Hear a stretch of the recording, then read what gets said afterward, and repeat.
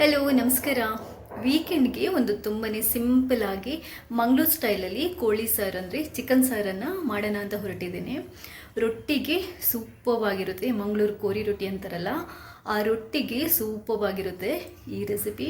ತುಂಬಾ ಸಿಂಪಲ್ ಆಗಿದೆ. ನಾನು ಇದನ್ನ ತುಂಬಾ ಈಸಿಯಾಗಿ ನಿಮ್ಗೆ ಹೇಳ್ಕೊಡ್ತಾ ಇದ್ದೀನಿ. ನೀವು ಟ್ರೈ ಮಾಡಿ ನನಗೆ ನಿಮ್ಮ ಅಭಿಪ್ರಾಯನ ತಿಳಿಸಿ. ಮೊದಲಿಗೀಗ ನಾನು ಎಲ್ಲ ಈ ಮಸಾಲೆ ಪದಾರ್ಥಗಳನ್ನು ಫ್ರೈ ಮಾಡ್ತಾ ಇದ್ದೀನಿ. ಜಸ್ಟ್ ಒಂದು 2 ಸ್ಪೂನಷ್ಟು ಕೊಕೊನಟ್ ಆಯಿಲನ್ನು ಹಾಕೊತಾ ಇದ್ದೀನಿ. 2 ಸ್ಪೂನ್ ಸಾಕು. ಇದಕ್ಕೆ ಇವಾಗ ಒಂದು ಸ್ವಲ್ಪ ಬೆಳ್ಳುಳ್ಳಿ, 8ರಿಂದ 10ರಷ್ಟು ಬೆಳ್ಳುಳ್ಳಿ, ಸ್ವಲ್ಪ ಕರಿಬೇವು, ಆಮೇಲೆ ಒಂದು ಕಟ್ ಮಾಡಿರುವಂತಹ ಈರುಳ್ಳಿ.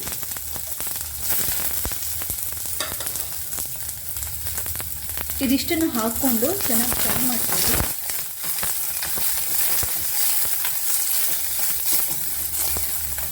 ಕೋಳಿ ಸಾರು ಅಥವಾ ಕೋಳಿ ಸುಕ್ಕ ಮಾಡೋಕ್ಕಾಗ ನಾವು ಯಾವಾಗಲೂ ಅಷ್ಟೇ ನೀರುಳ್ಳಿ, ಬೆಳ್ಳುಳ್ಳಿ ಮತ್ತು ಕರಿ ಲೀವ್ಸನ್ನೆಲ್ಲ ಚೆನ್ನಾಗಿ ಫ್ರೈ ಮಾಡಿ ಮಸಾಲ ಮಾಡಿದರೆ ತುಂಬ ಒಳ್ಳೆ ಫ್ಲೇವರ್ ಬರುತ್ತೆ, ತುಂಬ ಚೆನ್ನಾಗಿ ಬರುತ್ತೆ.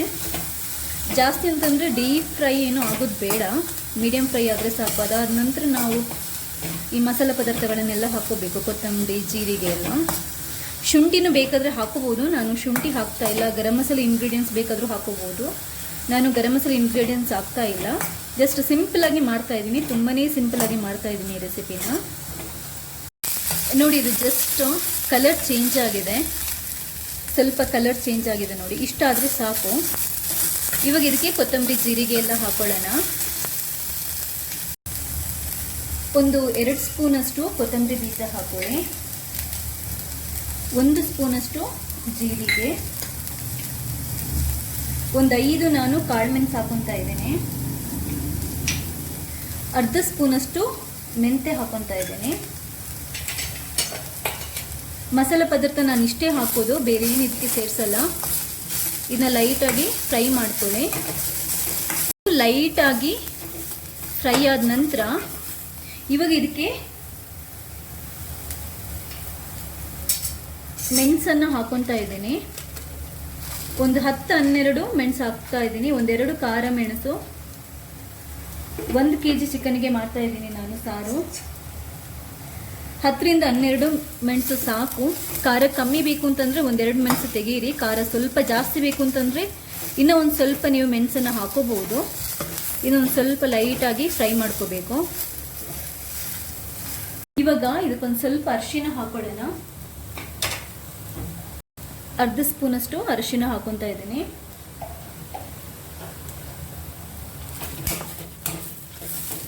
ಜಸ್ಟ್ ಮಿಕ್ಸ್ ಮಾಡ್ಕೊಳ್ಳಿ ಒಂದ್ಸರಿ.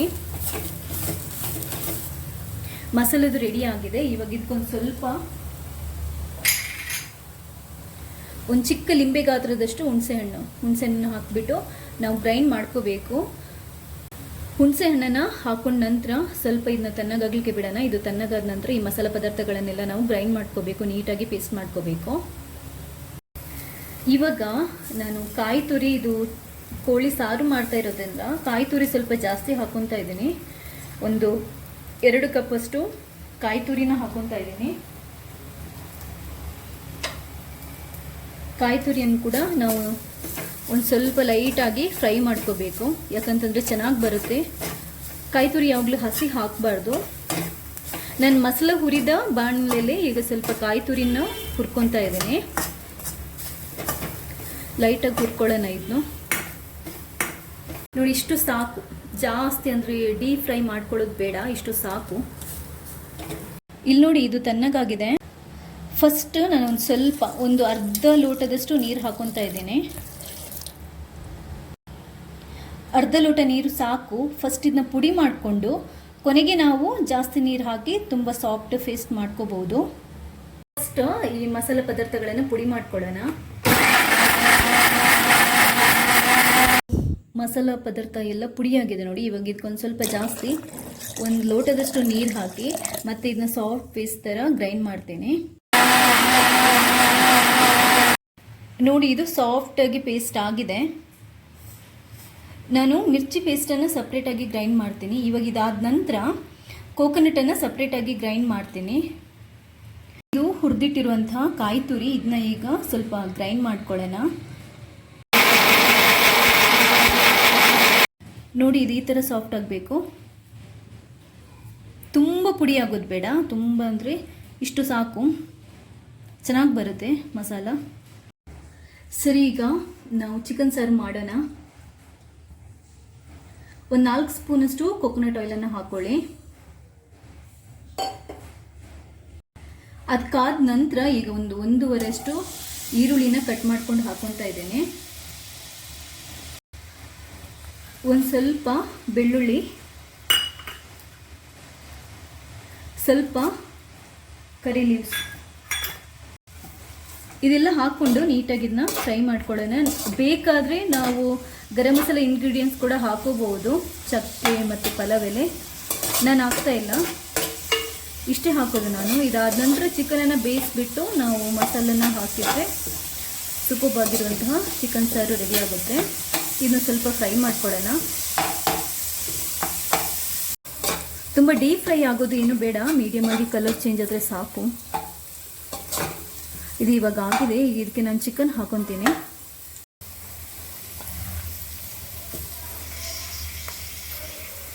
ತೊಳೆದಿಟ್ಟಿರುವಂಥ ಚಿಕನನ್ನು ಹಾಕೊಳ್ಳಿ.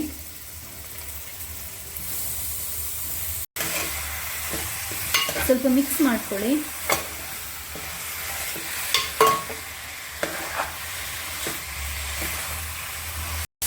ಇವಾಗ ಇದಕ್ಕೆ ಒಂದು ದೊಡ್ಡ ಸ್ಪೂನಲ್ಲಿ 1 ಸ್ಪೂನಷ್ಟು ಉಪ್ಪು ಹಾಕ್ತಾ ಇದ್ದೀನಿ. ಉಪ್ಪು ಹಾಕಿ ಸ್ವಲ್ಪ ಮಿಕ್ಸ್ ಮಾಡಿ ಒಂದು 5 ನಿಮಿಷ ನಾವು ದೊಡ್ಡ ಉರಿಯಲ್ಲಿಟ್ಟು ಬೇಯಿಸಬೇಕಾಗುತ್ತೆ.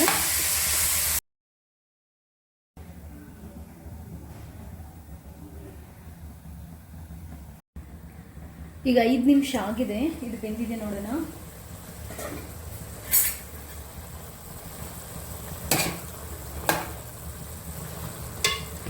ಆಲ್ಮೋಸ್ಟ್ ಬೆಂದಿದೆ, ಕಲರ್ ಚೇಂಜ್ ಆಗಿದೆ ನೋಡಿ, ಗೊತ್ತಾಗುತ್ತೆ ಅದು. ನೀಟಾಗಿ ಬೆಂದಿದೆ, ಚೆನ್ನಾಗಿ ಬೆಂದಿದೆ ಚಿಕನ್. ಇವಾಗ ಇದಕ್ಕೆ ನಾವು ಫಸ್ಟ್ ಮಸಾಲೆ ಪೇಸ್ಟ್ ಹಾಕೊಳ್ಳೋಣ. ಮಿರ್ಚಿ ಎಲ್ಲ ರುಬ್ಬಿಟ್ಟಿದ್ವಲ್ಲ, ಆ ಪೇಸ್ಟ್ ಹಾಕೊಳ್ಳೋಣ.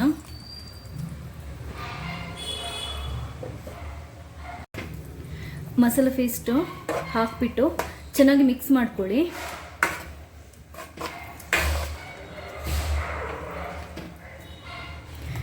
ಇದಕ್ಕೆ ಇದು ತಿಕ್ಕಾಗಿದೆ ನೋಡಿ, ಇಷ್ಟು ದಪ್ಪ ಬೇಡ, ಯಾಕಂತಂದರೆ ಇದಕ್ಕೆ ಮತ್ತೆ ನಾವು ಕಾಯಿ ತುರಿ ಹಾಕುವಾಗ ಇನ್ನೂ ದಪ್ಪ ಬರುತ್ತೆ. ನಾನು ಇದಕ್ಕೊಂದು ಸ್ವಲ್ಪ ನೀರು ಹಾಕ್ಕೊಂಡು ಅಡ್ಜಸ್ಟ್ ಮಾಡ್ತೀನಿ.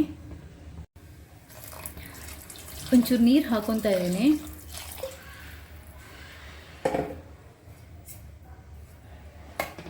ನೀರು ಹಾಕ್ಕೊಂಡು ಮಿಕ್ಸ್ ಮಾಡ್ಕೊಳ್ಳಿ.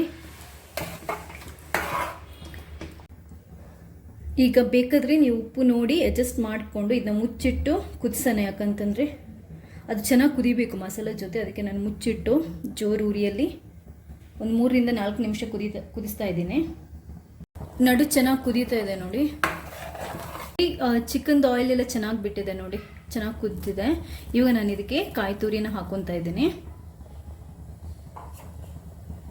ಕಾಯಿ ತುರಿನ ಹಾಕ್ಕೊಂಡು ಚೆನ್ನಾಗಿ ಮಿಕ್ಸ್ ಮಾಡ್ಕೊಳ್ಳಿ. ಇವಾಗ ನಿಮಗೆ ಅದು ಮಸಾಲೆ ತಿಕ್ಕಾಗಿ ಬರುತ್ತೆ. ಕಾಯಿ ತುರಿ ಹಾಕಿಬಿಟ್ಟು ಇದನ್ನ ಚೆನ್ನಾಗಿ ಕುದಿಸ್ಬೇಕು. ಒಂದು 3 ರಿಂದ 4 ನಿಮಿಷ ಚೆನ್ನಾಗಿ ಕುದಿಸ್ಕೊಳ್ಳಿ. ನೋಡಿದ್ರಲ್ಲ, ಸಿಂಪಲ್ ಆಗಿ ತುಂಬಾ ಈಸಿಯಾಗಿ ಒಂದು ಅದ್ಭುತವಾಗಿರುವಂತಹ ಚಿಕನ್ ಸಾರನ್ನು ಹೇಗೆ ರೆಡಿ ಮಾಡಿದ್ವಿ ಅಂತ. ಇದು ರೈಸ್ ಜೊತೆನೂ ಚೆನ್ನಾಗಿರುತ್ತೆ, ಕೋರಿ ರೊಟ್ಟಿ ಜೊತೆನೂ ಚೆನ್ನಾಗಿರುತ್ತೆ. ಪಕ್ಕ ಮಂಗಳೂರು ಸ್ಟೈಲಲ್ಲಿ ತುಂಬಾ ಸಿಂಪಲ್ಲಾಗಿ ಪಟ್ ಅಂತ ಹೇಗೆ ಒಂದು ಚಿಕನ್ ಸಾರನ್ನು, ರುಚಿಯಾಗಿರುವ ಚಿಕನ್ ಸಾರನ್ನು ಮಾಡ್ಬೋದು ಅಂತ ಇವತ್ತಿನ ವಿಡಿಯೋದಲ್ಲಿ ಹೇಳ್ಕೊಟ್ಟಿದ್ದೀನಿ. ನಿಮಗೆ ನನ್ನ ಇವತ್ತಿನ ವಿಡಿಯೋ ಇಷ್ಟ ಆಗಿದ್ದಲ್ಲಿ ಲೈಕ್ ಮಾಡಿ. ಹಾಗೆಯೇ ಇಲ್ಲಿ ತನಕ ನೀವು ಯಾರಾದರೂ ನನ್ನ ಚಾನೆಲ್ಗೆ ಸಬ್ಸ್ಕ್ರೈಬ್ ಆಗಿಲ್ಲದಿದ್ದರೆ ಸಬ್ಸ್ಕ್ರೈಬ್ ಆಗಿ